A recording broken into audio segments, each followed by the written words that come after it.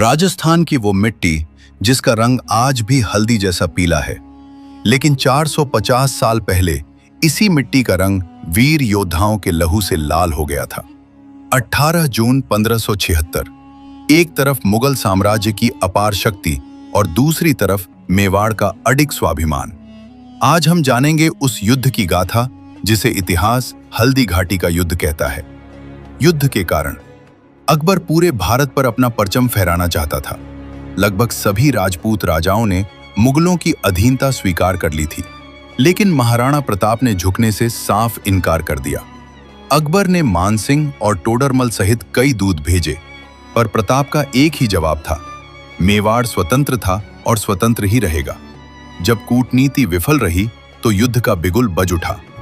इस युद्ध में मेवाड़ की ओर से महान योद्धा मौजूद थे, स्वयं महाराणा प्रताप, उनके हरावल दस्ते का नेतृत्व करने वाले अफगान योद्धा हकीम खां सूरी और पहाड़ों के राजा राणा पूंजा भील, जिनकी भील सेना मुगलों के लिए काल बनी।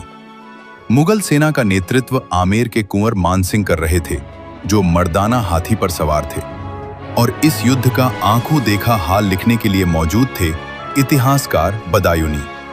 मेवाड़ के शेर महाराणा प्रताप सिंह अपनी मिट्टी की रक्षा के लिए तैयार, उनकी आंखों में दृढ़ निश्चय और हाथ में उनका प्रसिद्ध 80 किलो का भाला। उनके पास सेना कम थी, लेकिन उनका हौसला पहाड़ों से भी ऊंचा था।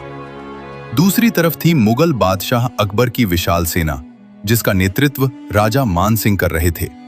एक समुद्र की तरह आगे बढ़ती हुई हाथियों और तोपखानों के साथ मुगल फौज मेवाड़ को कुचलने को तैयार थी।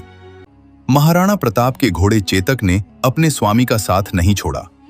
उसने मुगल हाथी पर छलांग लगा दी, महाराणा प्रताप को सीधे दुश्मन के सेनापति मान सिंह के करीब ले गया।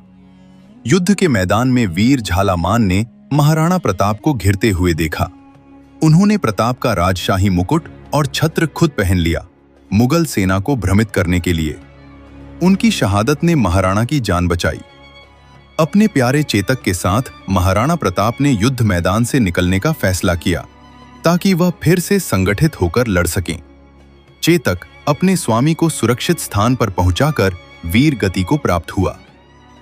हल्दी घाटी का युद्ध कोई जीता नहीं, कोई हारा नहीं, लेकिन इसने दिखा दिया कि स्वाभिमान के लिए कैसे लड़ा जाता है।